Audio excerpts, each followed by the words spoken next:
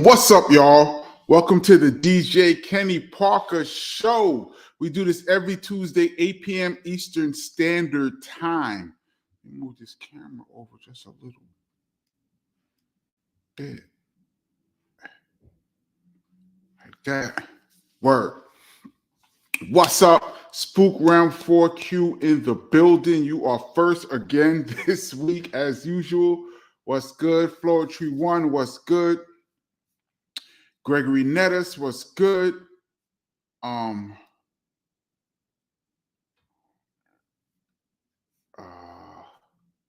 J Woo 72, New Haven, Connecticut, riding Dirty Face, repping Arizona in here. Whoa, big up Arizona. I don't think I've ever been to Arizona. JT's Peace KP and family, thanks for the shout outs on the catch up. There's nothing like the live though. Word, make sure you get here live, but shout out to the people who will be here on the rewind. We love you guys too. Y'all part of the family just like everybody else. Ethan Sutton, what it do, DJ Kenny Parker? Do you think hip-hop album art is good, better, or worse than it was pre-2000s? I haven't even seen a lot of hip-hop art covers, album art. I can't even tell you if it's good or bad. I haven't even looked at a lot of album art. I don't even see that much artwork anymore. That's a lost art. Remember picking up the album, looking at the cover, flipping it over, looking at the back, reading all of the credits and the shout outs and the other pictures on the back. I mean, there's certain albums that we all know and love that we can spot 30 feet away without even seeing the title. You could just see the cover 30 feet away and know exactly what cover that is. I don't know I don't really listen to the new stuff like that.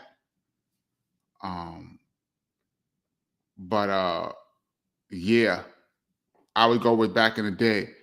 J. Dale Reed, what's good? Says, Peace King. Whose idea was it to record the original way to make it sound like y'all was at a live house party? And what was it like working with Bumpy Knuckles, a.k.a. Freddie Fox? Well, to answer the second part, Bumpy will be here soon, y'all. And we will talk we got to get Bumpy. I'm going to talk to Bumpy live about that. We're working on the scheduling.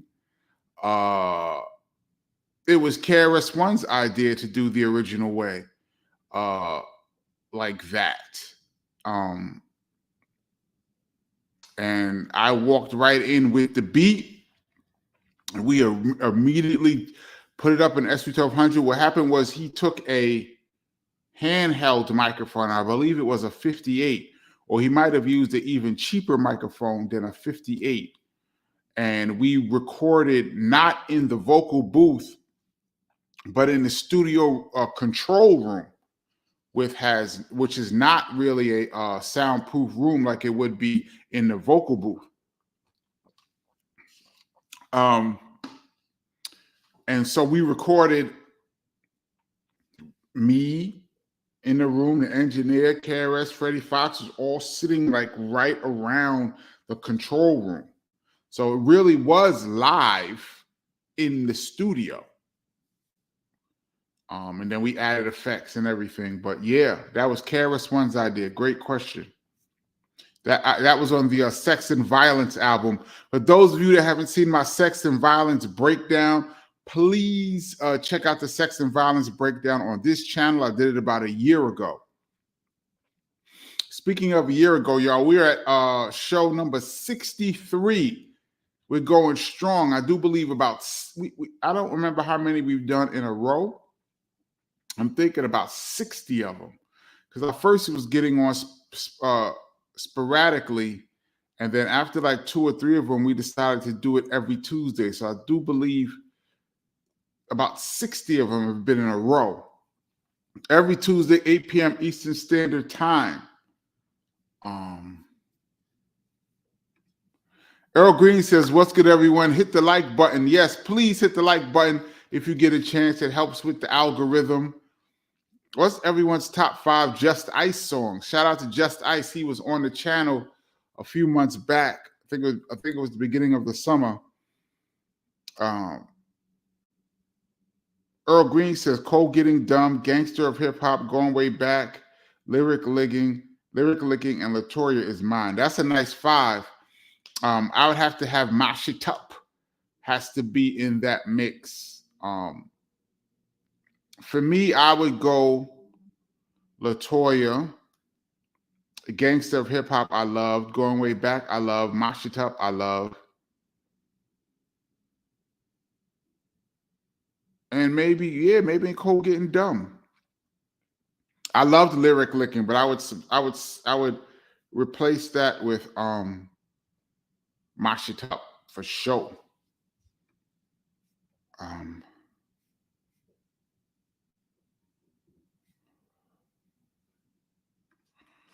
Jehu says, yeah, we need a live set or at least some live beats on the SP1200. That would be dope. Yeah, one day I'm gonna I've been saying this for a while. I have the SP1200 is really right behind me here. I'm gonna let me pull this out a little bit so my face could be a little bit more. I'm gonna maybe play some beats, especially some old stuff. The old discs. I have a lot of old discs from the 90s that I don't even think they work anymore. So I gotta find discs that work and then play them.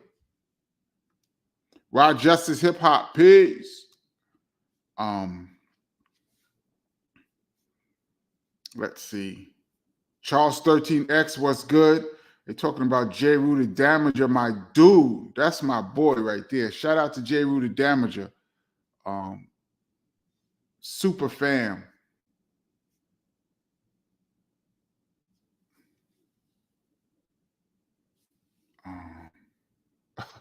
Spook Rem says, who else thinks Nine was an underrated rapper?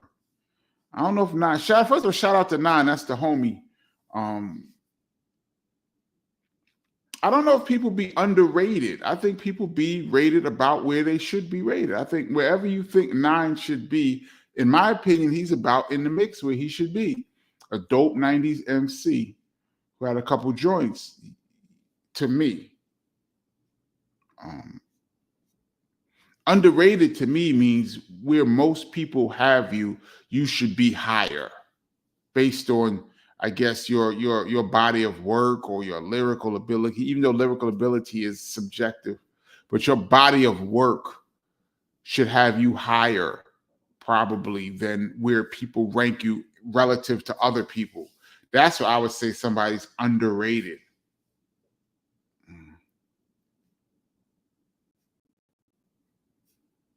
Let me scroll down. Joey, what up? Mark G, what up? Wax Prophetic, what up? Wax Prophetic says, what's good? First night of the NBA. That's right. Shout out to the NBA. I don't really watch as much NBA regular season as I used to in my youth. Basketball right now is almost unrecognizable to the basketball that I remember. It's like a distant cousin. But playoff basketball kind of gets into the realm of basketball that I grew up with. So I kind of like the playoffs. So the regular season for me, I peek at it, certain players that I like, but I usually get into it during the playoffs. Engage VR YouTube channel. Salute. Eric Best. What up? Supreme Divine. What's good? I caught the live. Razandra Lee. Kenny, what's good? Michael from Mortis. What up? Henry Cedillo. Peace. See a lot of regulars in here. I don't recognize this name. Drew Keynes, what up from Melbourne, Australia, all the way on the other side of the world. I hope the weather's nice there. The weather has been fantastic in the New York metropolitan area. Just unbelievable. The past 2 days have been picture perfect weather. Latrice Washington, good evening, Kenny Hip Hop family. What's up? Super Rab, what's up? I'm not even going to attempt to butcher your name right here, but I'm going to say peace to you, Baltimore in the building. Shout out to Baltimore in the building. Yes. And Maximum, KP, what it do? What it do? Terrence Hill in the building, a lot of regulars. Daniel DeDon, Freeman.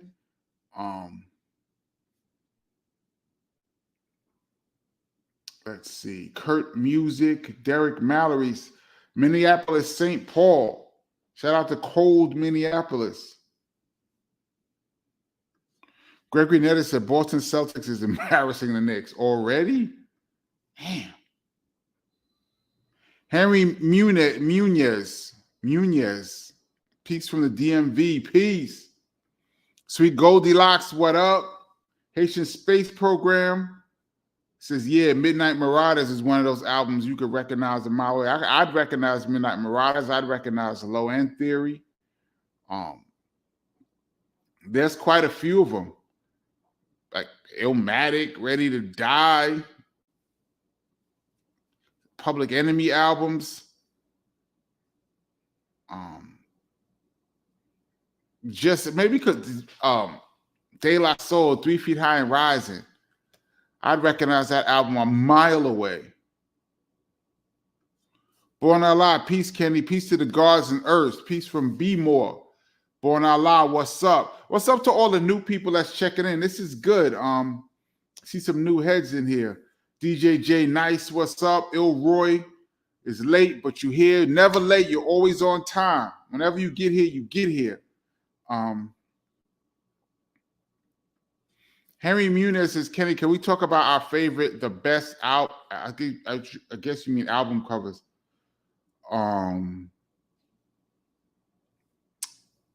Yeah, we can. I mean, and I'm not talking about favorite albums musically. I'm talking about favorite album covers visually. Like I said, 3 Feet High and Rising sticks out to me. Criminal Minded sticks out to me. Enter the Wu-Tang, I'm thinking of great albums. Enter the Wu-Tang doesn't really stick. I think the colors do, but I don't know if that album would stick out to me like that. Jizz's album, Liquid Swords, would stick out to me in my mind. Yeah, let me see. I'd love to see what you guys think about that.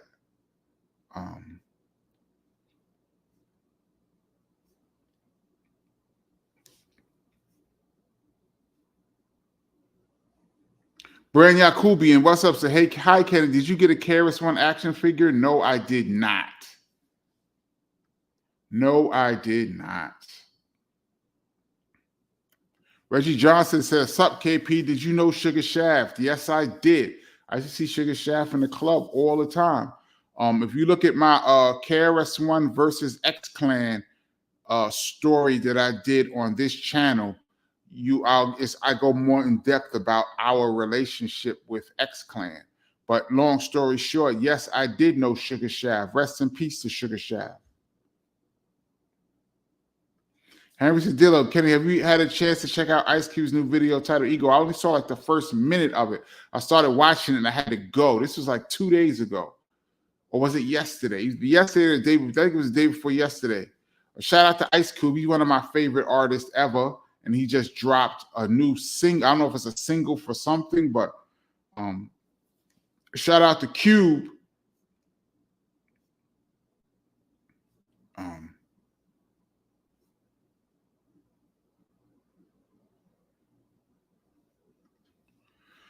KP, were you ever Ice Cold Beverage? KP, were you ever around when KRS made any beats on the SP1200? Did you and him have the same approach to making beats? Well, first of all, yes. And Chris taught me everything I know about producing.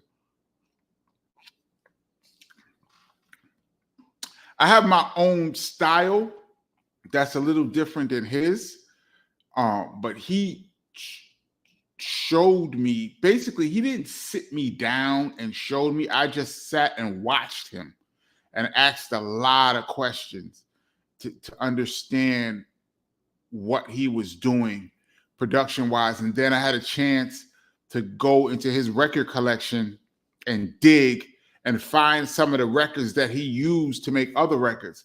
And I sit and I listen to the samples, trying to figure out what was he listening to that made him want to use this. what made him use this and things like that. He didn't really bang on the SU-1200 until I would say 93, 94. Before that, he would be putting beats together. He would say what he wants and either engineer, either Doc or D Square. Sometimes I did stuff, we would put it together. But he started actually, I've seen him banging out. I mean, I've seen him on the SP-1200 just, hitting the knobs, but to really like program a track, I would say he really started doing that in like 93-ish to me, if I recall off the top of my head. So I've never seen Chris make beats, program beats on the SP-1200, but I've seen him play around on the SP-1200 when the beat's already there. If I'm explaining it to you guys right. I saw him messing with the SP-1200, but I never saw him actually making the beat on the SP-1200. But I know he started programming in like 93, 94-ish. Yeah. So that's the answer to the question. Although I think just about everything you've ever heard from BDP was made on the SP-1200, except for what Premier did. He used the MP. Login 60, Login T60, I can't really see it. Sorry.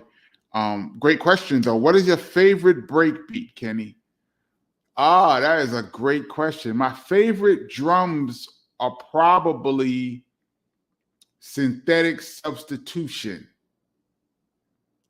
First used by Ultramagnetic on Ego Tripping. I believe that's the first people to use it.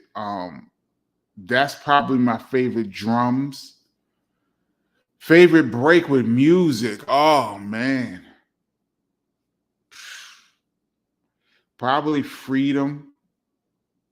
Get Up and Dance. I used to love that in the park jams.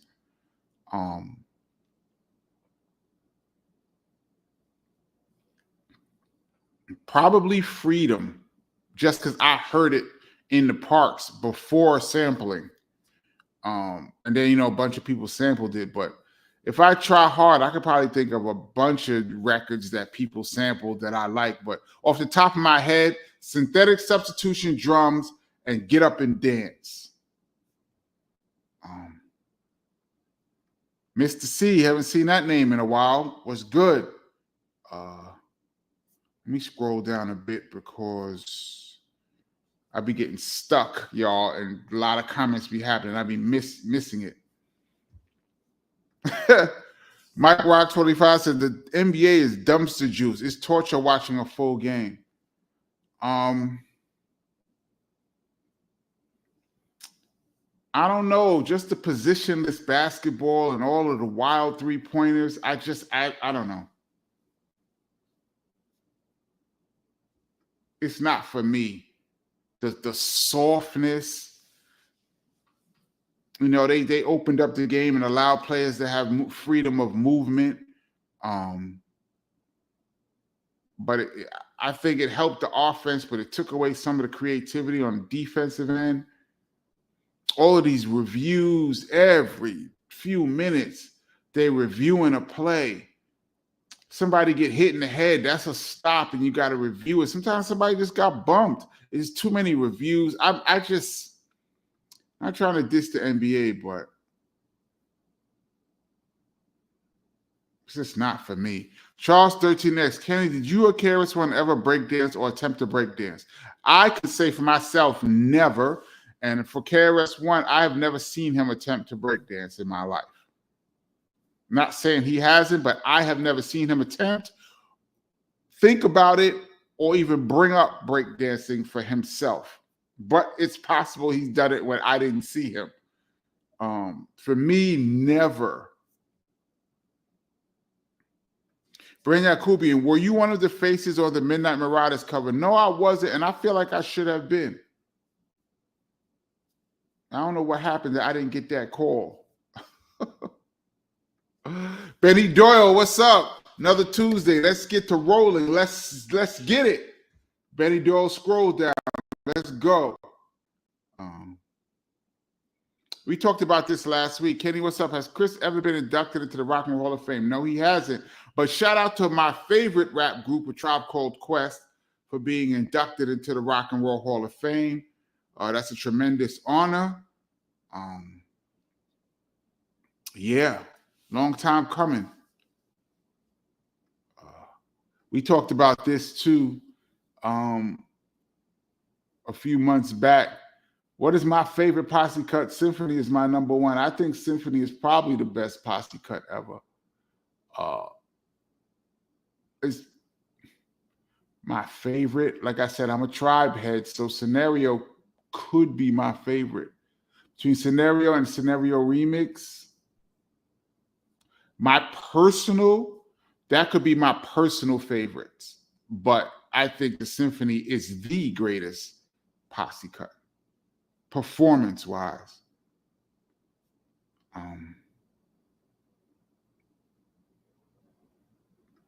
Drew King says, new phone, new YouTube account. That's dope. You got a new phone. That's dope. These phones are expensive. Woo.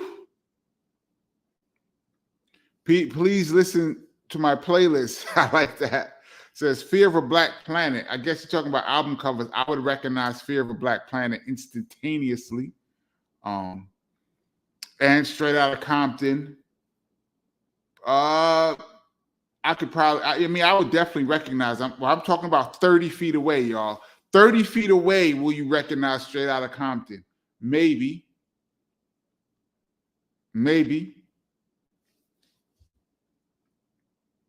I think one of them Outkast covers, was it a Crimini? I think I would recognize that.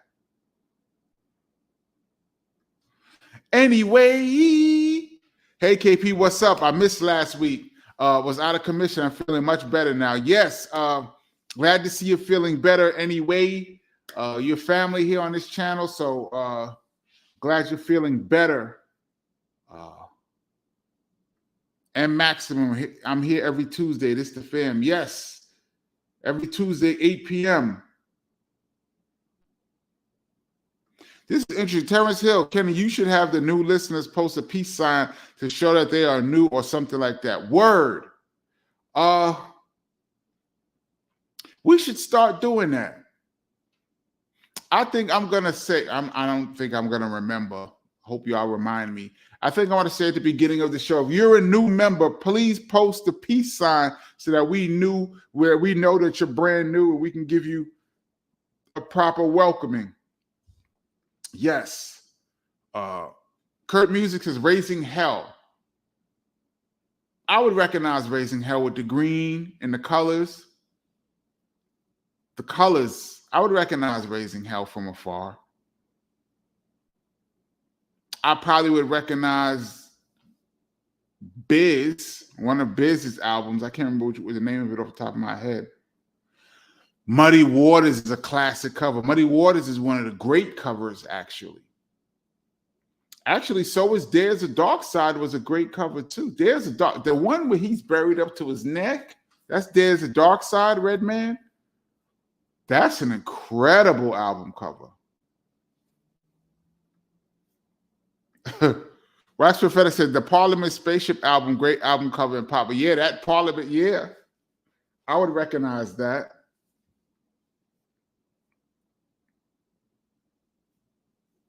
De La Soul is Dead with the Flowers. I would, of course, I love Native Tongue, so I recognize all their albums, but yeah.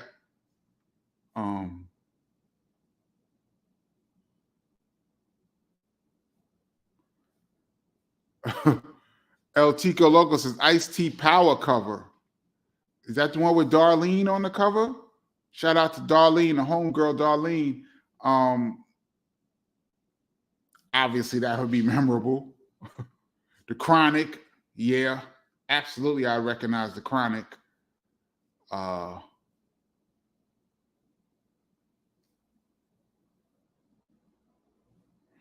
I see some people saying the Sex and Violence album cover. Yeah, that was just like a hodgepodge of colors and all kind of stuff going on. Yeah, I'm pretty sure people would definitely recognize that. Unfinished Business is an eternal. Yeah, that's the one. That's the second album where they're sitting. They're in front of the car. They're in front of a Benz. I might recognize that. Maybe. I'm gonna give a maybe on that. Scrolling down, looking at um Dirty's first album cover with the food set. That's an album cover I would instantly recognize. Old Dirty's cover, yeah. Kevin Monroe says Slick Rick. It was just him, right? Just like with his feet. I don't know if it was a great cover. Maybe I would recognize it only because it was a great album. But what I was it the because even like Eric B. and Rakim Paid in Full, they had the money. I would remember that instantly. Slick Rick, I see, as a hip hop head, I would remember these album covers. From 30 Feet Away, though, I don't know. I'd have to look at that cover.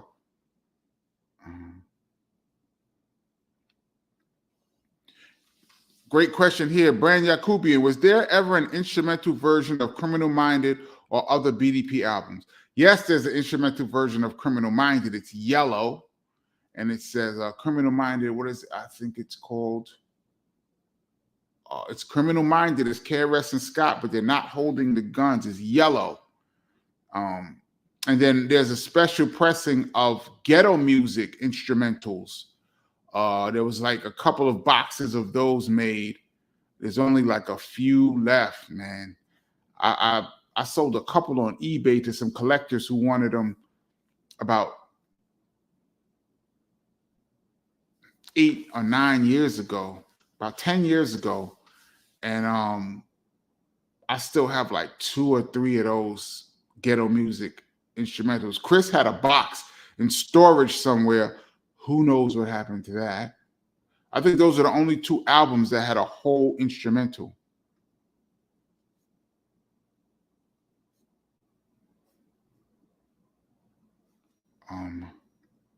I don't know what that comment was.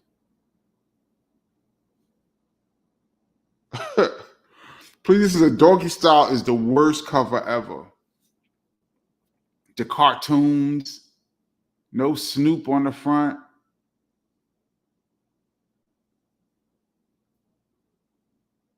It was such a great album, such a gigantic album. I would recognize it though.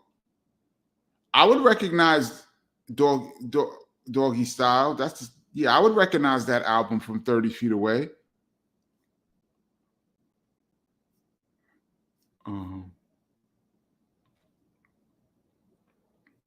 Supreme Divide says, I love all those album covers behind you. Yeah, the BDP album covers. Which ones would I recognize though? Probably By All Means Necessary, I would definitely recognize. And Sex and Violence. I would definitely. And Return to Boom Bap looks pretty recognizable.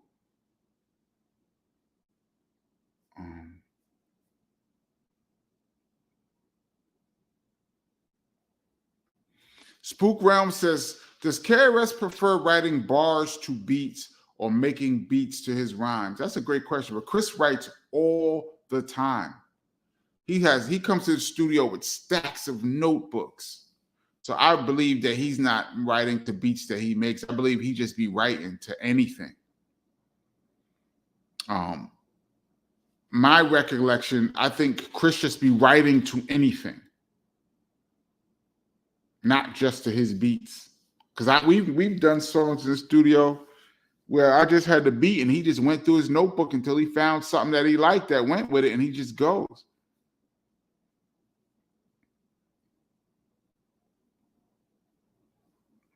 Waxel Fetish says, Outkast Southern Playalistic had the best artwork, no question. I can't remember that album off the top of my head, but Outkast always had great album covers. Jay Diesel says Skull Snaps. I like Skull Snaps too.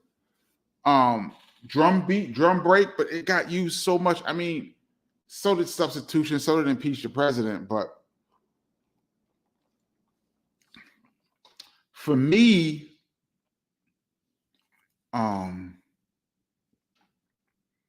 substitution is still for me the drum break.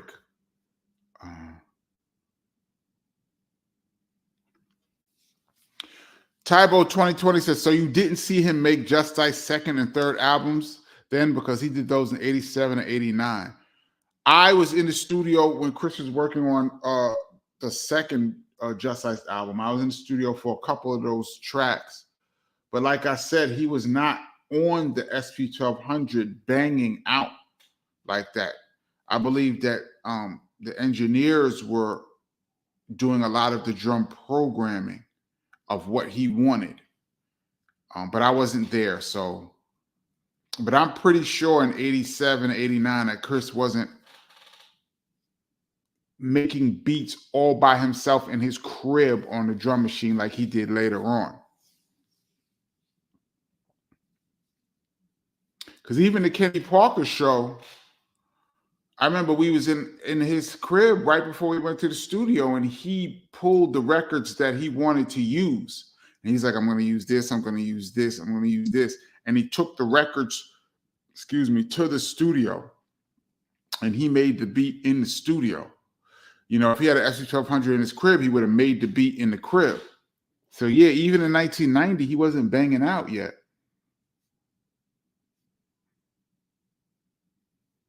Kurt Music says, you ever meet Jay-Z back in the day? Please, on this channel, I have a whole story about me meeting Jay-Z for the first time. I think it's like my second or third video on this channel. Please go back and check out. I haven't posted a lot of stories yet, but I'm coming with the stories too, y'all. I've just been real busy, so I haven't had a chance, but I got a bunch of new stories I'm going to drop. One of my stories is about Jay-Z, giving Jay-Z advice. Please check that out. That will answer your question. Terrell McMillan, thank you so much for your contribution to the channel. Once again, you know how we do. BDK, Long Live the Kane. I would recognize that album cover with the girls and the Kane sitting there. Were they feeding? Did he have a chalice? Were they feeding him grapes? I can't remember. I would recognize that cover. From 30 feet away, probably. I probably would recognize that cover.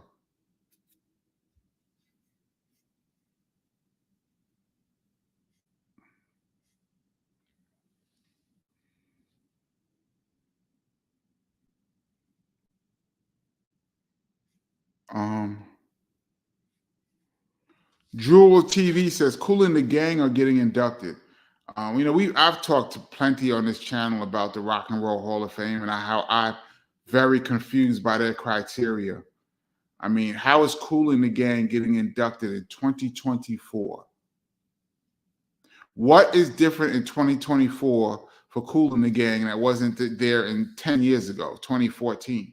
What's different that they can be in now, but they couldn't be in 2014? It's a crock of shit, man.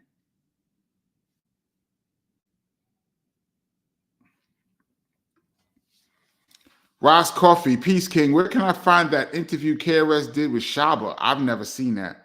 I used to have the CD, but can't find it even mentioned anywhere online. I have never seen that. Shout out to the great Shabba Ranks, probably my favorite dancehall artist of all time. He's a person I would love to interview on this channel, although his accent is so deep.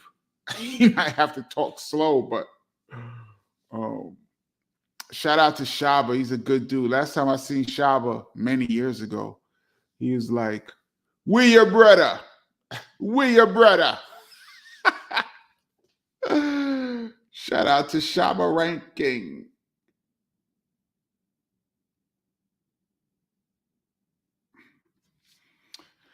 Don't feel bad, Kenny P. Even Prince Paul didn't get to be on Tribe's third album cover either. I know, man. And I'm hating because some of the people that I saw on that cover, I feel I should have been on there. I was really cool with those guys. Still am really cool with Tribe. And we were all on Jive, although I wasn't signed to Jive, but Boogie Down Productions, KRS-One was signed to Jive. I don't know if Chris got the call and just didn't go down there. I don't know, but I would have went down there. Um, so I'm hating on anyone who was on the cover. I'm hating anybody who made the Midnight Marauders cover and not me. Terrence Hill says Scenario Meet Remix. Word. Scenario Remix. Did I ever tell you guys how I first heard that? I might have talked about it on one of my past episodes. So me being the huge Tribe fan that I am, y'all know the video for Scenario, the original. There's shots in that video of Tribe and leaders performing live. Well, that was a show in New York at a place called Tramps. I think it was Tramps. Was it Tramps?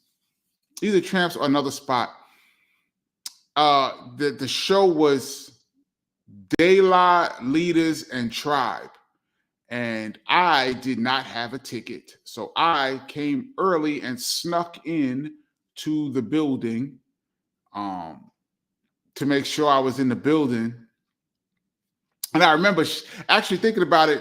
I'm going to shout out my girl, Heather B, because she was filming The Real World season 1 that day. And we were supposed to go to the Tribe show, and Heather couldn't go because she was filming The Real World. And I went and snuck in, and I eventually got a pass from Chris Lighty, rest in peace. And so I'm in there early, and the crowd is just starting to file in.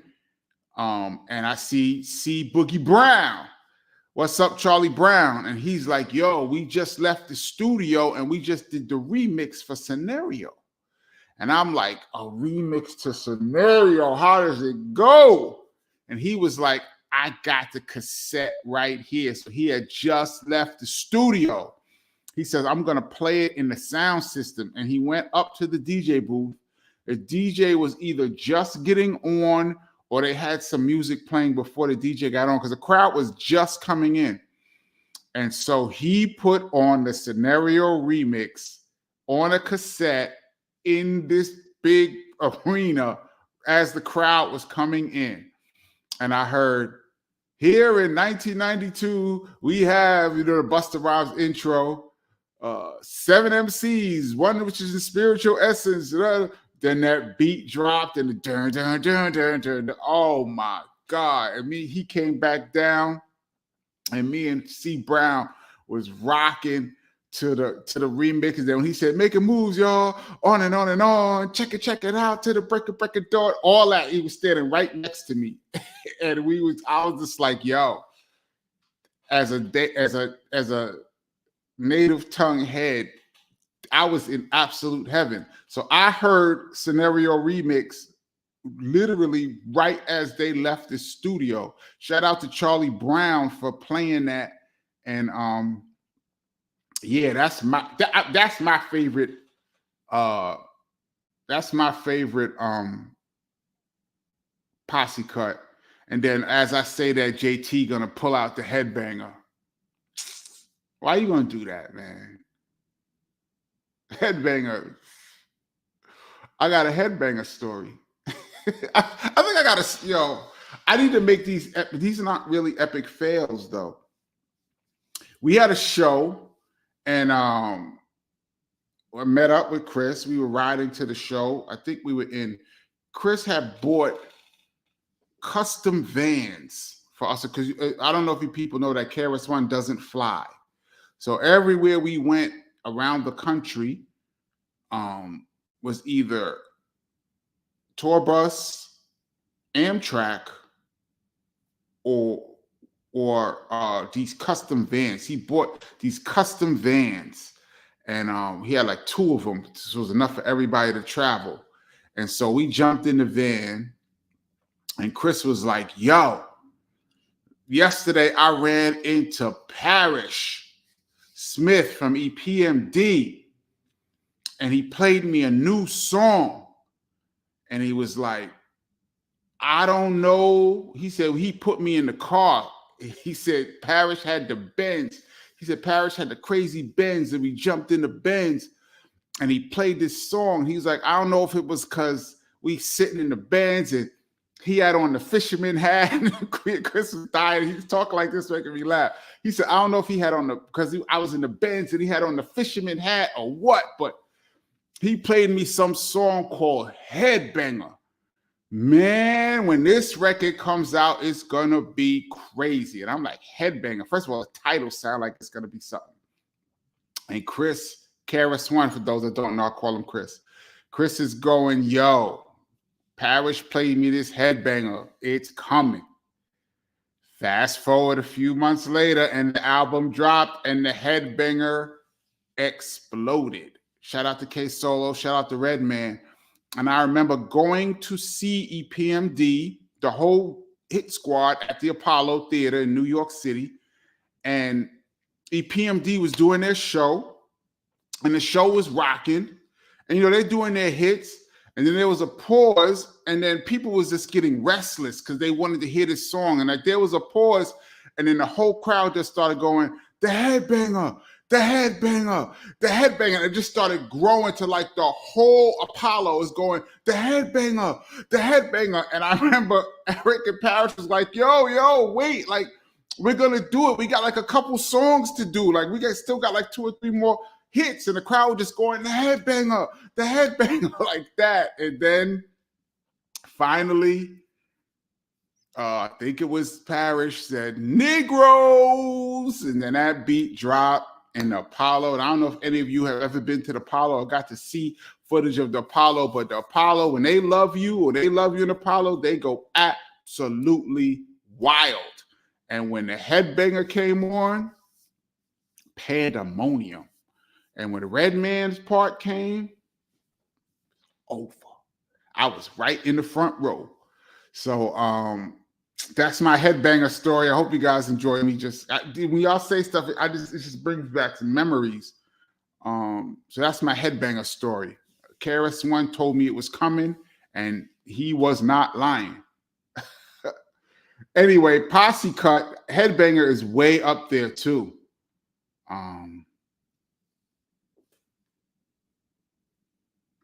Ant Knox L says, I love Nautilus and UFO, to name a few breaks. I love those breaks too. I love Nautilus. I love Mardi Gras. Bob James, of course, is just a funk legend. He wasn't even trying to be. He wasn't even trying to be a hip-hop funk legend. He turned out to be. Excuse me. There's bunches of breaks that I love, but that's off the top of my head. Freedom, because how I heard Freedom. Brandon Yakubian said, did you ever meet Kid Hood from the Scenario remix? No, I did not. By the time that remix dropped, he had already passed, I do believe. Let me scroll down a bit, y'all, because I'm running my mouth.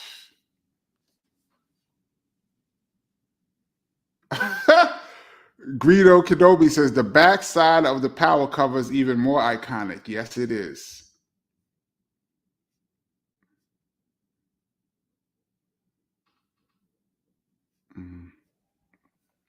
Terrence Hill says, Jungle Brothers Straight Out the Jungle album covers fire. Yes, it is. Would I recognize it from 30 feet away? Not sure. Maybe. As a native tongue head, I probably would, but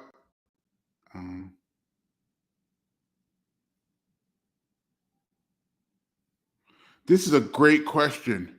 Kurt Music says, when digging, you ever get a feel for the album before listening by seeing the album cover? That's a great, sometimes when you're digging, and I've dug for years and years and years and years, sometimes you don't have the luxury of getting a chance to listen to a record before you buy it. And sometimes you just got to go by looking at the album cover, how they're dressed, maybe what instrument they're holding, the year, and all that. You can kind of get a feel for maybe if it's dope. But you can't judge a book by its cover, because I've lost hundreds, maybe thousands of dollars buying records, not listening to them, just off of the album. Crazy, funky, grimy, dirty album covers. Dudes with big afros. Dudes look like they in a swamp playing a guitar. You be like, I know there's craziness on here, and it'd be whack. And then you'll have some album with just nothing. Look like Mary Poppins is on the cover, and on that album is something ridiculous. So you never, when you're digging for beats and samples, you just don't know what could be on what if you don't know who the artists are. But you can be very deceived by the album cover. But yes, I have bought many an album looking at the cover and got hurt.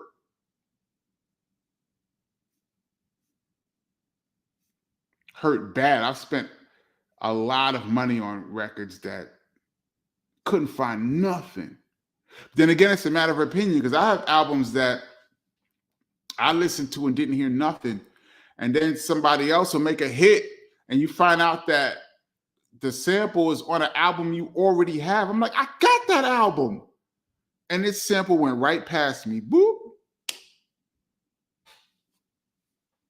And somebody else heard the same exact thing I heard and boom, made a hit. LL Cool J's Radio album cover. Might recognize that. Which one of it is the one that has the green background and he's standing there and he has the Kango on? That's not Radio. I think Radio had a big radio on it. Maybe it's the second album, Bad. Maybe that's the one I would recognize.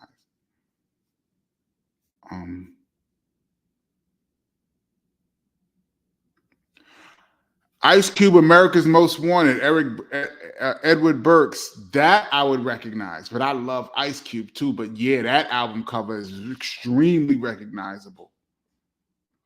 Any album cover with people's big face on it, like the Miseducation of Lauryn Hill, Elam Mason,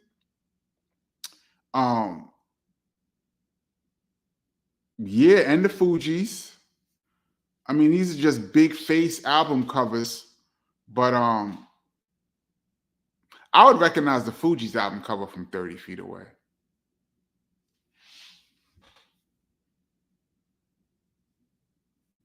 Rod Justice, the yellow cover sounds like you're talking about the Man Is Music.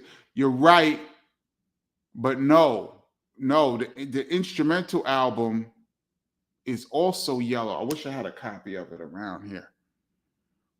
Right, no, the man in his music is also yellow, but there's an instrumental album cover of Criminal Minded that's yellow too.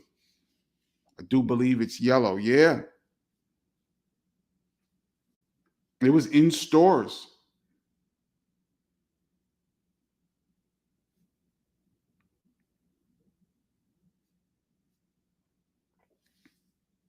Somebody look at that. Somebody find that BDP instrumental and tell me if I don't want to look at it up here, but somebody tell me if it's yellow, if I recall.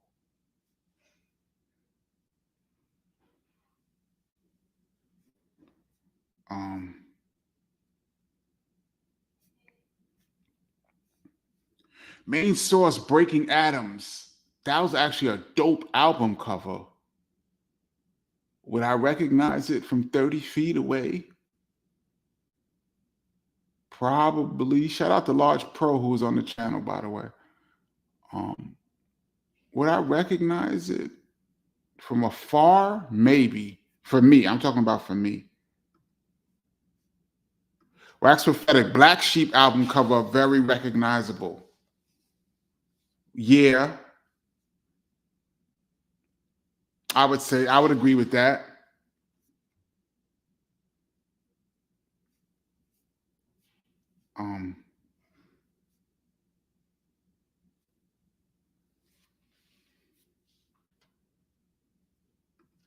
Mark G says, Kenny, what's your personal preference when playing analog or digital?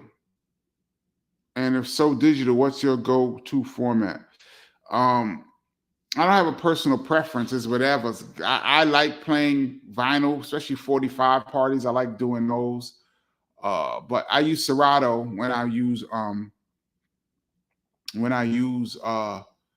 digital.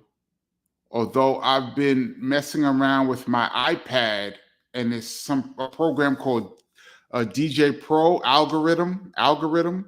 I just started messing with that like 3 weeks ago for the first time.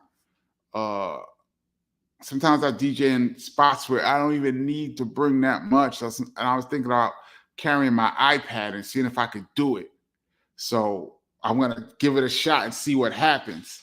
So I've been messing with this DJ algorithm, but for the most part, I'm Serato. That's like the industry standard. It's kind of hot in my crib, y'all. It's hot in the New York area, man, which is good. I'm not complaining.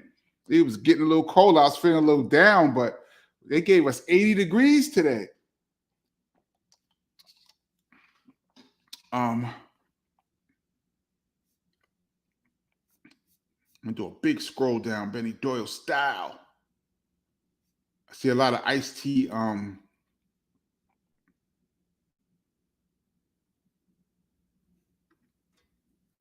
B-Boy Jones said the Jam remix. Who did that? The remix was what's my man from Stetsasonic? Oh my God. I'm so sorry. He played the drummer for Stetsasonic. Bobby Simmons. Bobby Simmons did that remix. Shout out to Bobby Simmons.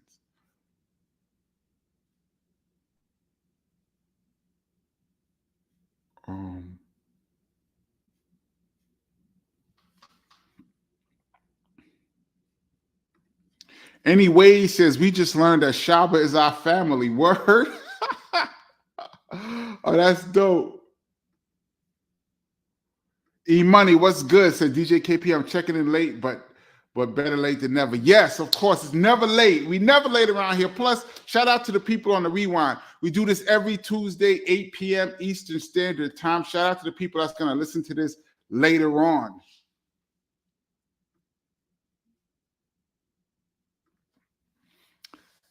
JT says, laugh out loud, KB, a Shabba impersonation is terrible but hilarious. What? We your brother. That's terrible. That's how he sound to me. Oh my God.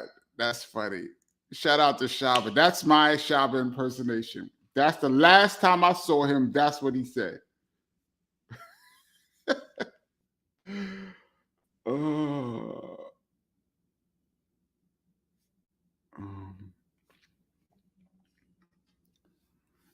Why didn't KRS-One do a song with Ice Cube? Good question. You know, back in the day, there wasn't a lot of collabs, outside collabs like there are now. You could probably count on two hands the amount of people up until like 92, 93, the amount of different groups that collabed with each other that weren't from the same clique.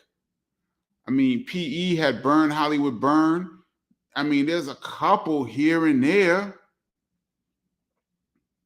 EPMD brought LL on Slow Down Baby, Rampage.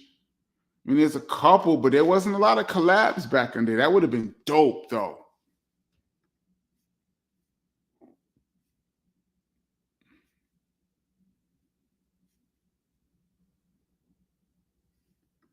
Tybo 2020 says KRS is credited for both production of remix and original The Jam.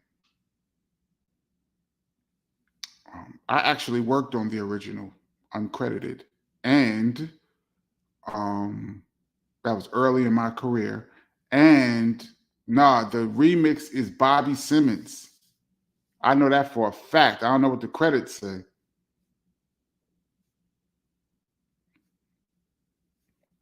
Edward Burks, how did Jimmy come about? I was not in the studio for that, but I do believe that KRS-One heard Jim Browski from the Jungle Brothers, and he did like a part two, like a spinoff of Jim Browski. So I do believe Jimmy is like a spinoff of Jim Browski by the Jungle Brothers, if I recall. Kenny, did you see the Rock and Roll Hall of Fame introduction? Said, no, I'll just watch Tribe. That's it.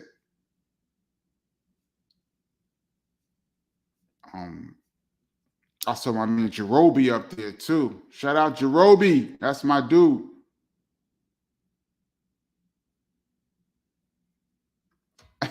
Wax Prophetic says, KP, you seem too big to be sneaking into anything. I'm just saying.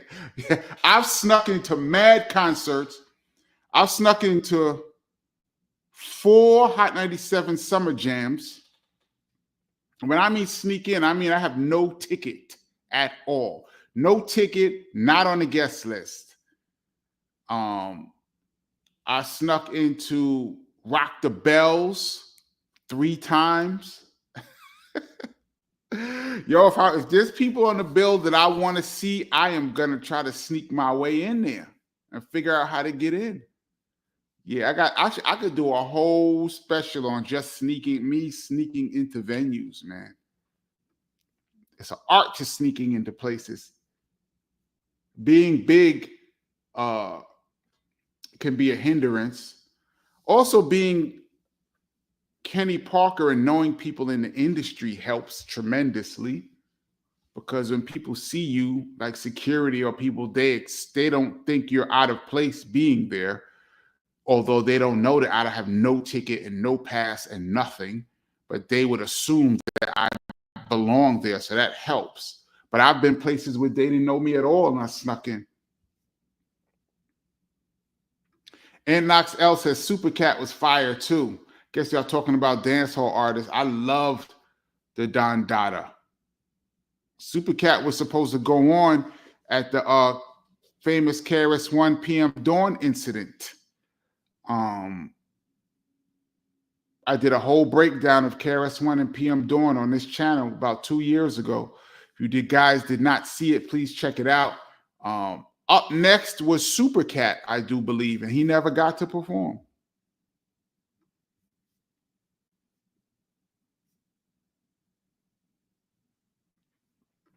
Rosmel said, did Spike Lee direct that Scenario music video? Yes, I do believe he did. And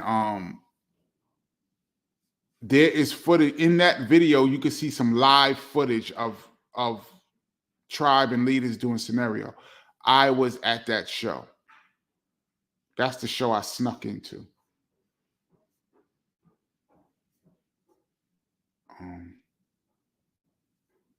Oh, this is ill. Markeith Bankroll says, Busta Rhymes said, everyone talking about Diddy should mind their business. Did he really say that? I've never heard him say that. Would not be a smart thing to say right now. I'm not going to talk about Diddy this week. I mean, there's enough Diddy on the internet to last a lifetime. People are making a buckets of money just talking about him. Mr. C says the Scenario remix was crazy. Yes, it was, man. JT, thank you for your contribution to the channel. I really appreciate it. A regular and family. Thanks, KP, for the Shabba impression and the Headbanger story. Yes, you are very welcome.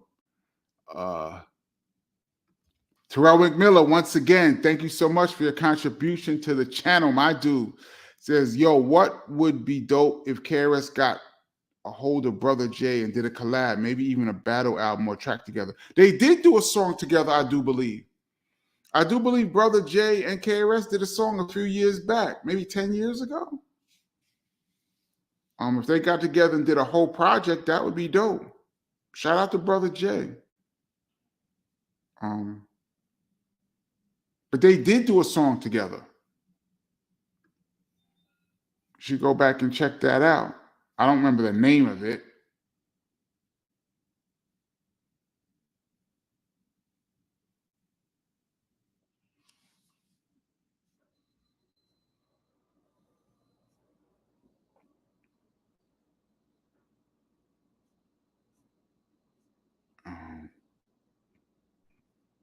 JT says, I remember where I was when I first heard Headbanger. Whoa, yeah, everybody. You got to remember where you were when you heard that. That beat was so crazy. Shout out Eric Sermon. That was just a great times. Great times to be a hip-hop fan. Music was so exciting, man.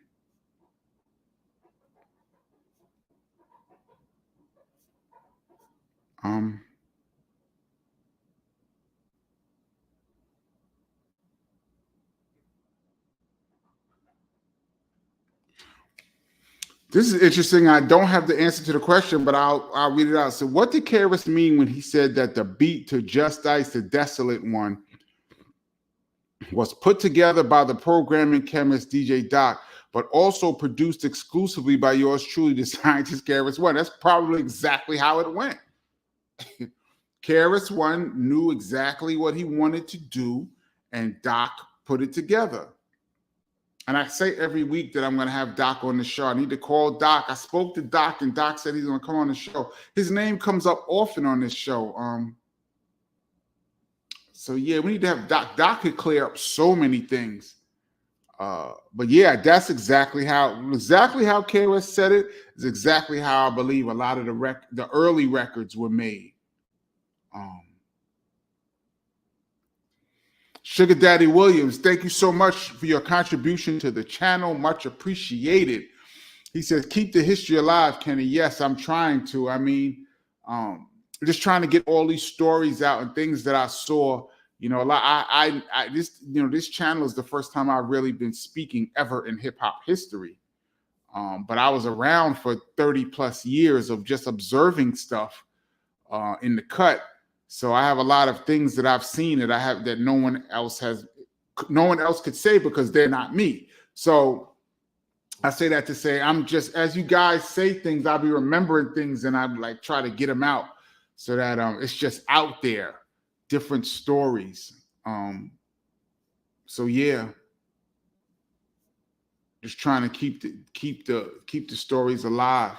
And Chris got a million. He has so many stories that stuff to him that would be exciting is probably nothing to him. Every day for him is like a story. But he has some great stories, man. He's told me some hilarious stories, but I can't even tell it to you. He has to tell it to you. But he has great stories, and he tells stories really funny too.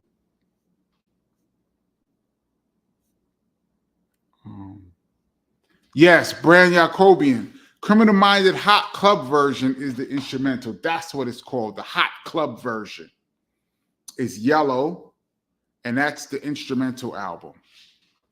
Absolutely. Joey Joe says, I love posse cuts, but I never cared for the headbanger. Joey Joe, come on. Come on, Joey Joe. The headbanger?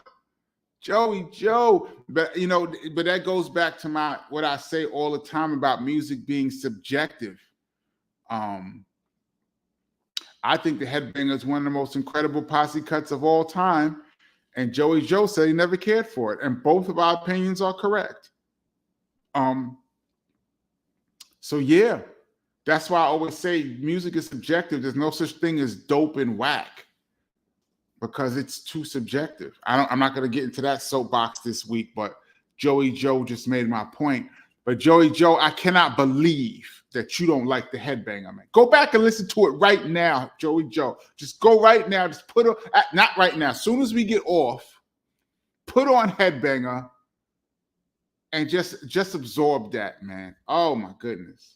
And you got to watch the video too to get the full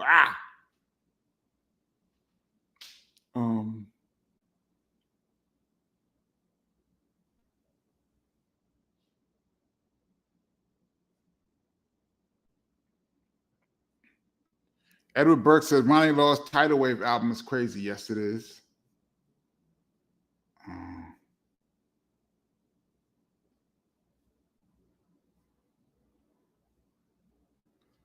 Rod Justice says, can't judge a record by the cover. Absolutely not. I have taken many an L.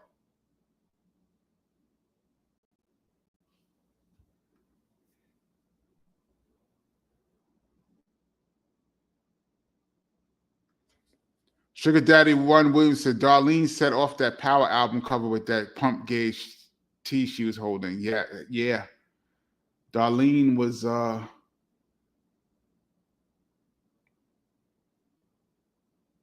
incredible hip hop figure at the time. Aaron Stamper, love the Headbanger Apollo story. Thank you very much. Yeah, I hope I expressed to you guys how crazy it was to actually be in the building. I've been so lucky and so blessed. I've talked about this all the time. I'm really a fan of hip hop. Like really, I really love it.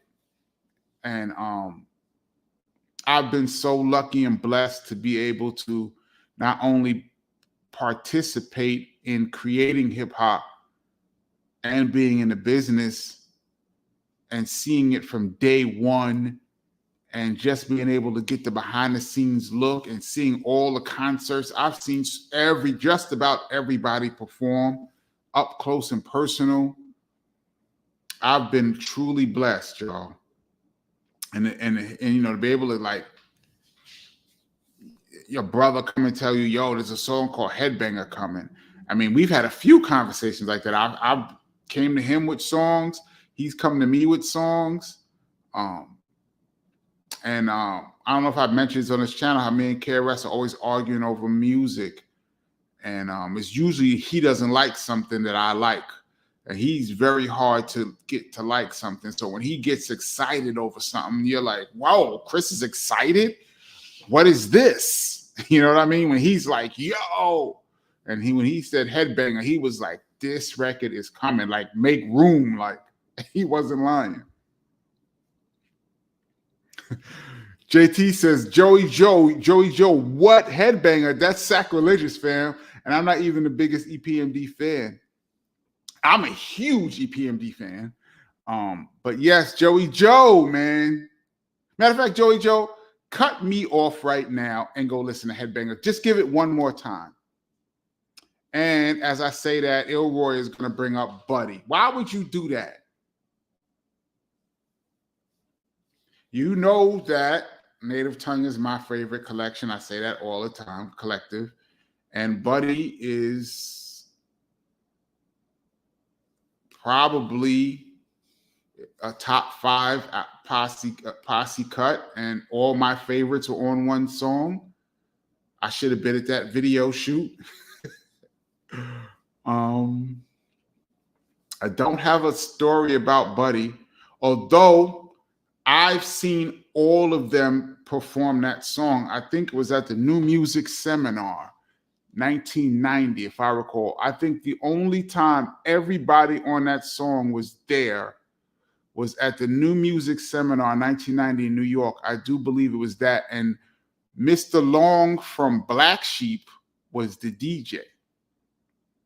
I don't know what he was doing DJing, but he was the DJ. And this is before Black Sheep dropped. But for some reason, he was the DJ, and all of them were there. Jungle, Tribe, Moni Love, everybody. So I got to see that. But Buddy, yeah, Buddy is way up there.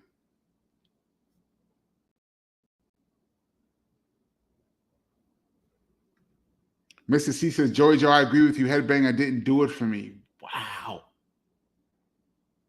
Wow, Mr. C. Wow. But all the other ones with Hit Squad and Parish and Def Squad was killer. Wow. You have other posse cuts by them over Headbanger. Wow. Wow. Maybe it's me. Maybe Headbanger was maybe only me and my brother. Maybe we were too excited.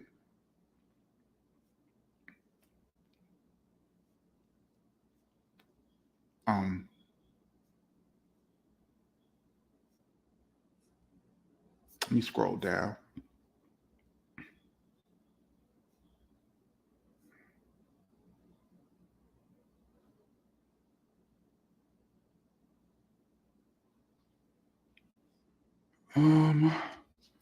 Uncle Mook says, peace, Kenny. Hey, looking forward to seeing you at the Temple of Hip Hop. We're going to be performing showcases for unsigned artists there. Yes. I had talked to Chris about 2 weeks ago about coming down to the Temple of Hip Hop in Newark, New Jersey. The building is there. I'm going to come through. Absolutely. Yeah, Terrence Hill says, KRS has a song with Ice Cube, Be Real, and Shaq called Men of Steel. Yeah, on Shaq's album. I forgot about that. Shout out to Shaquille O'Neal. Shout out to Be Real, my dude. Shout out to the whole Cypress Hill. That's all fam. But shout out to shout out to Shaq. I don't know Shaq, but I've seen him in person. He is probably the most imposing figure I've ever seen live in my life. Shaq and Mike Tyson are the two most imposing figures I've ever seen live that I can think of off the top of my head. Tyson for just maybe because you knew who he was and what he was capable of. And I saw Tyson in 80, what I saw him, 89, 90. And then I saw him in the tunnel in like 94. He looked just like Mike Tyson walked through the crowd too. He was very imposing. And Shaq, and I'm a very tall person, Shaq was huge at a party dancing. And I've seen Dikembe Mutombo. I've seen Rick Smits. They're all taller than Shaq, but Shaq was just huge.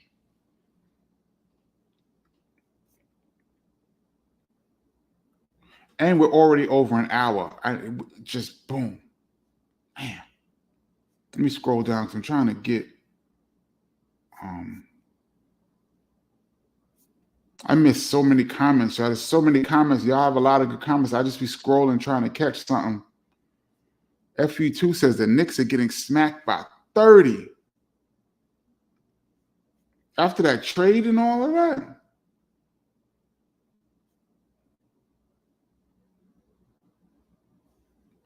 Markeith says Illadelph Half-Life, The Roots. I don't even remember that album cover. I don't think, did I have that record? I don't know. Me personally, I would not recognize that record. KRS-One and Brother J has a song called Speak the Truth. Thank you, Terrence Hill. Yes. That's the song I was talking about.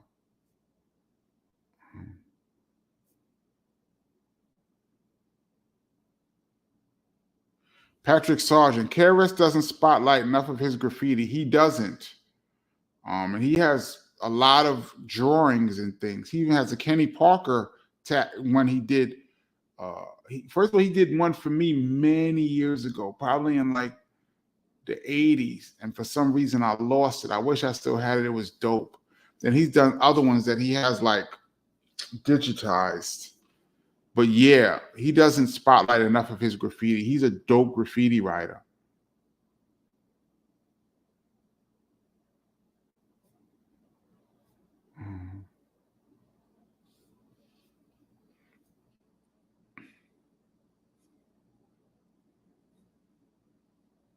Patrick Sargent said, KRS-One footage in the 90s interviews is hard to find.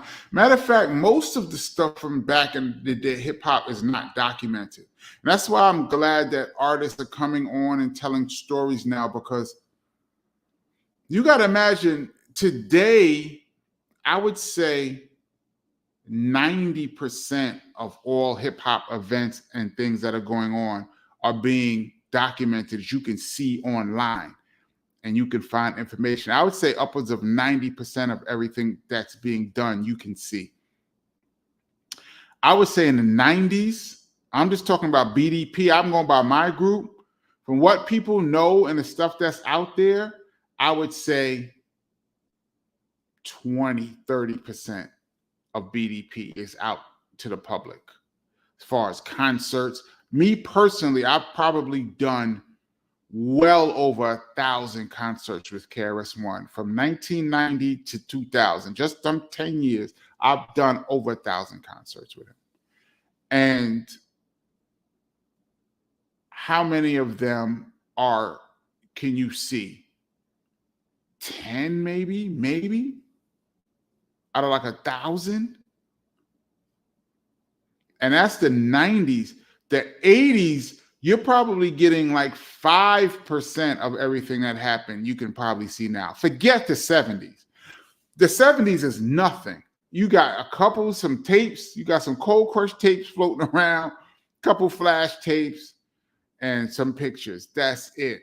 The 80s, you probably got 10% of what really happened. In the 90s, you probably got like 20, 30%. And today, you probably got like 90. So I say that to say it's great that people, and I'm going to include myself in this, are telling stories, because this is the only way that all of this information, all of this history will get moved forward, if you tell the stories now. The only problem is that people have selective memories and people have agendas. So the stories that you're getting are not exactly what happened a lot of times. And I think that's whack. Me, I try to tell you the story exactly how I remember it and factual. Even if I was wrong or BDP is wrong, I will say it anyway. And things that I cannot say, I will not even say on the air. But if I can say it, I'm trying to be as factual as possible on this channel. That's the goal. But yeah, there's not that many. There's not a lot of there's not a lot of footage, man. It's a shame. But you know, back in those days, first of all, nobody walked around with a camera. You know, there was no cell phones or nothing. Nobody walked around with a camera. Nobody had a camcorder walking around. We had a camcorder to film some shows. I got like 1 or 2 BDP shows on film. I got some home movie footage of us bugging out. I'm saving that one day to show the world. I have a whole KRS show from Ghetto Music I recorded, but I can't show it because YouTube will flag me for copyright infringement. But nobody was walking around with a camera or nothing like that. You weren't even thinking like that. You were just living. But I wish we had have documented more stuff. Even flyers. People like collect flyers and stuff. I had so many flyers that I just looked at the flyer and I had it, and the day that I just tossed it, or BDP posters and stuff from shows, and it was like whatever. I wish I had kept all that stuff. Anyway, let us move on.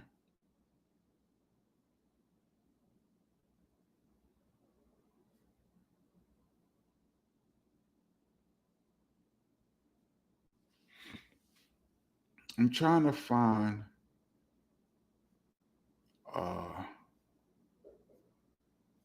something. We're at 1 hour and 17 minutes.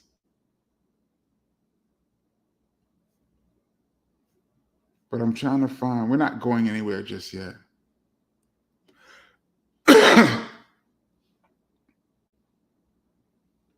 Benny Doyle, thanks for the compliment. He says, Kenny, great DJ, but this Tuesday community you put together is your best work. Thank you. I'll take that and I appreciate it. Tuesdays are great now. I appreciate that. And we're like a small community. I don't go as hard as I could or should to promote this live every week, because I like like-minded people to discover the channel, and we just have a good time, because you know you can get a lot of weirdos when you start, you know, especially when I talk about beefs and a lot of drama. I get a lot of views, but a lot of weirdos come on the channels. So but I'm gonna do some more beef videos in a little while too. But this Tuesday community we got, I love it, y'all, and I'm trying to keep the streak going as long as I can. Thank you so much for that compliment, Benny Doyle. And thank you, everybody, for checking for the Tuesday community. Let's start calling it that, the Tuesday community. I like how that sounds. The Tuesday community. That's what we are. Shout out to everybody that's going to be listening on the rewind to the Tuesday community. I like that. Of course, I'm going to forget it, but hopefully I'll remember that in my mind, because I want to keep saying that.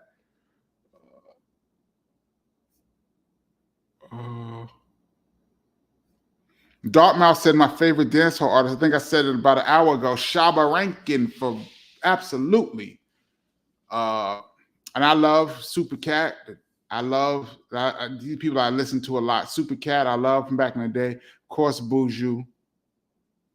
I like Beanie. But Shabba is my guy, man. BR Valentine 1 is 1 hour late. Peace to everybody. 1 hour in the future. Yes. 1 hour late. Come on. But we're here, though. We're here for another little while, man.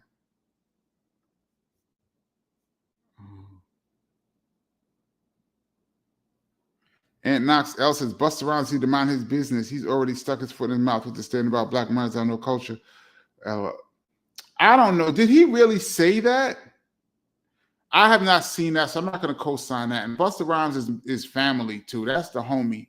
We go all the way back to the beginning of Leaders, man. I don't know if he said something. That would be a reckless statement to make right now.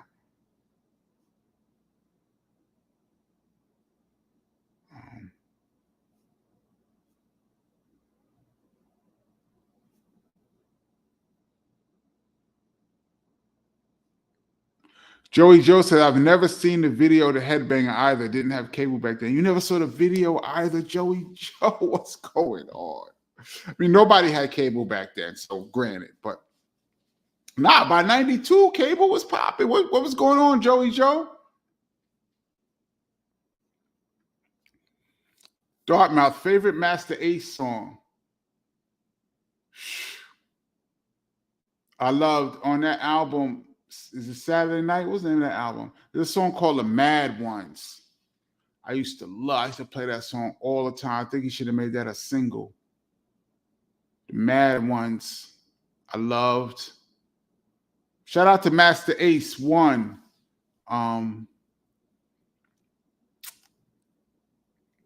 What's the song where he used Knowledge Me beat? He's talking about his cars. Boom, boom, boom, boom, dum, dum, dum.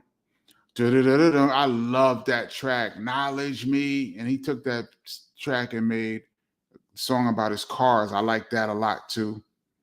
Those two are probably my favorite Master Ace songs. I like Music Man too.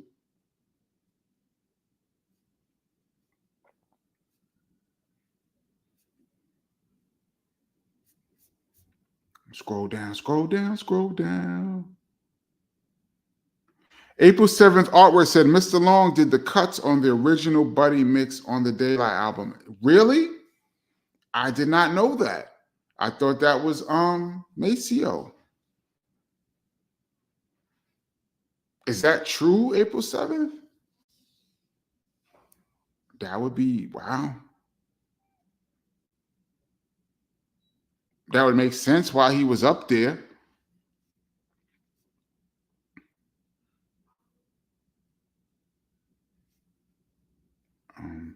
Paul Brown III said Headbanger was incredible. Thank you, because I was starting to think I was a little crazy on here. Terrence Hill, thank you so much. Yeah, Headbanger, man. Wow, FU2 says Knick Knack Paddywhack is a better song than Headbanger. Wow, I love Knick Knack Paddywhack too, but it's a K to the S to the O-L-O. I love that too, but Headbanger, man, come on, y'all. But this is so making my point. This is making my point about music being subjective. One man's trash is another man's treasure.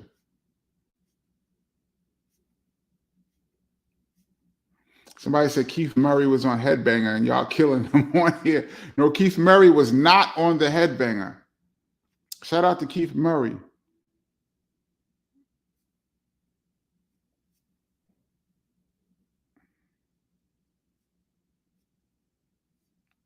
Flavor in Your Ear remix was banging too. Anything over that beat was banging. Big's verse was legendary. Everybody killed on that record, but that was another. I mean, there's great posse cuts. That was a great one. That's more like a remix, though. Was that a posse cut, or was it just a remix? Because by that time, 94, going into 95, posse cuts that was the thing to do. See, the other ones we're talking about were early, like we weren't ready for. Like, you wasn't ready for Headbanger, you wasn't ready for Buddy, you wasn't ready for Symphony. You had no idea, like, these people that was coming. Um, Def Rocker says King's son is kind of intimidating. Yeah, King's son is mad tall, 6'6", big. King's son is mad cool too. Something about Iron Mike. Something about Iron, because when you see Iron Mike, he looked like he was about to go in the ring in the club. Or just think about Mike Tyson when he's, in that music, when they make that, when he comes out with no socks on, it's going, doom. They just got that tone and he's walking through the crowd. That's exactly how he looked in the tunnel when I saw him. And he walked right past me. I was like, yo. Yeah. I might have Mike Tyson even over Shaq for most intimidating looking person. And it might be because I know what Tyson is capable of. That's why. That might add to the scariness. Like if I didn't know Tyson at all and he's walking through the crowd, he would still look scary, but maybe it wouldn't be that scary. I wouldn't even not even have noticed him. Or I'd have been like, look at that dude. He looks kind of big, but thick, because he's not tall, but he's thick. I don't know if I would have noticed him like that, like you would notice Shaq. Because I knew who Tyson was, he looked crazy in the tunnel, man.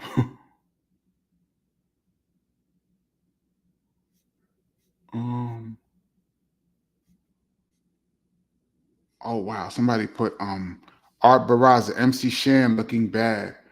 I saw MC Shan the other day. He looked unrecognizable. I mean, we're all getting older, so shout out to MC Shan. I hope he is doing well. Legendary MC from a legendary crew. He kicked off the Juice crew, really. Him and Shantae. And yeah, I hope he is healthy and well. But when I saw a picture of him, he just looked very different than the last time I had seen him. Oh, look at this. Ilroy says the Hip Hop Museum is selling KRS graffiti pieces. So Chris, I didn't know that. So Chris might be putting those out.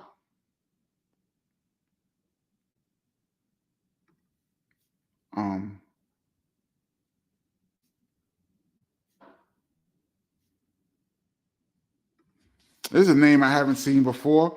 Richard Van Zanten. What up, KP? Love from Rotterdam, the Netherlands. Shout out to the Netherlands. Are you a new listener on here? Welcome.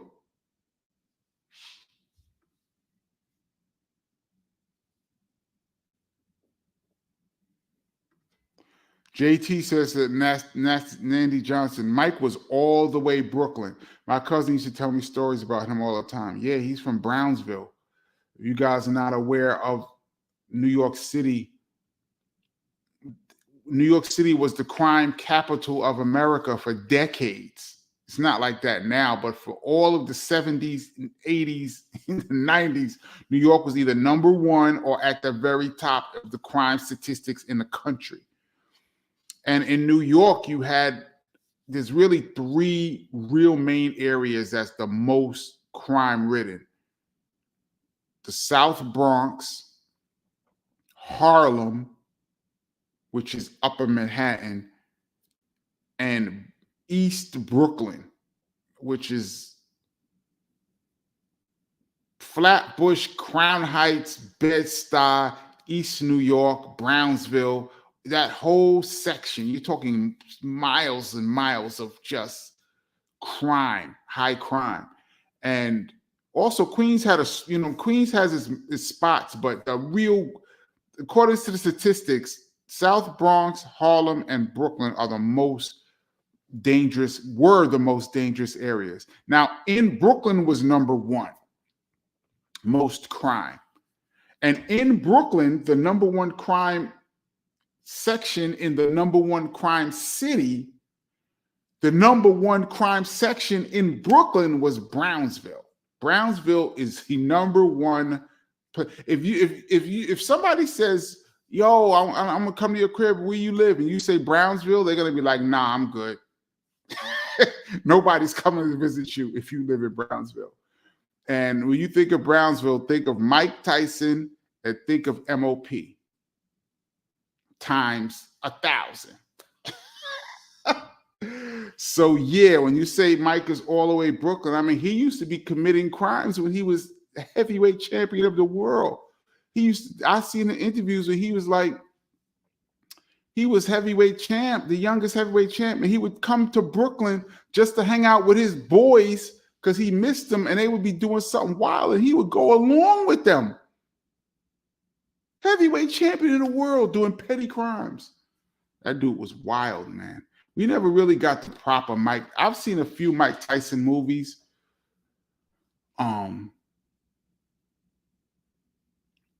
His story is unbelievable. Shout out to Mike Tyson, man. I've never met him, but he was cool with Scott Rock and KRS back in the day. All right, we're at an hour and a half, y'all. I'm going to wind down. I just want to, matter of fact, I'm going to go all the way to near the bottom and see what's going on. Then I'm going to get out of here. Henry Cedillo says, and now for the most famous hip-hop album cover of all time, The Purple Tape. I don't know if that's the most famous hip-hop album cover of all time, in my opinion, but it's a great cover and a great album. Once again, we're all subjective, so who's to say? The most famous hip-hop album cover of all time. There's no way you could, there's no way you can, I don't even think you could answer that question. I like the Purple Tape cover.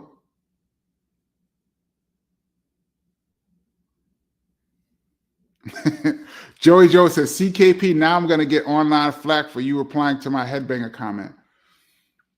Well, Joey Joe, I mean, that's a tough comment you made there. You wasn't feeling the Headbangers. I mean, you have every right not to like it, but I'm just saying that's a tough one, man. That's a tough one. I hope you don't get too much heat, but Joey Joe, man. Oh, Headbanger was.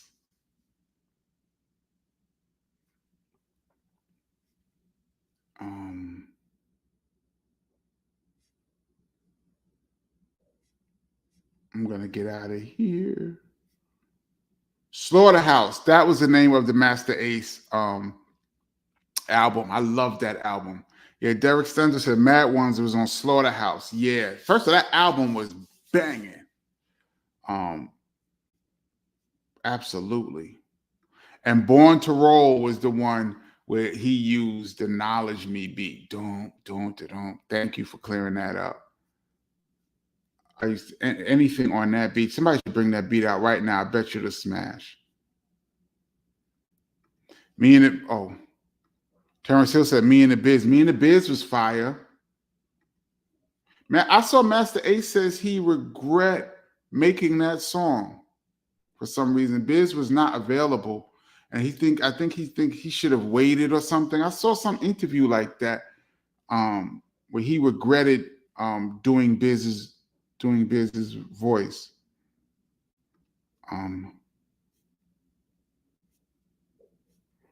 All right, I'm getting out of here, y'all. Next week, Tuesday, 8 p.m. Eastern Standard Time. God willing, we will be here. And still trying to line up getting the scheduling together for the guests, y'all. So hold tight. And next week, 8 p.m. Eastern Standard Time. And shout out to the people on the check-in that will be checking us out on the rewind. Thank you for being part of the Tuesday community. Oh, shoot. I like that Tuesday community. I'm going to forget all about that next week. All right, y'all. I'm out of here. I'm going to end this right now because I'll be saying I'm out and then I'll start doing some extra shit on here. So, all right, y'all. Peace. I'll catch you guys next week. Thank you so much.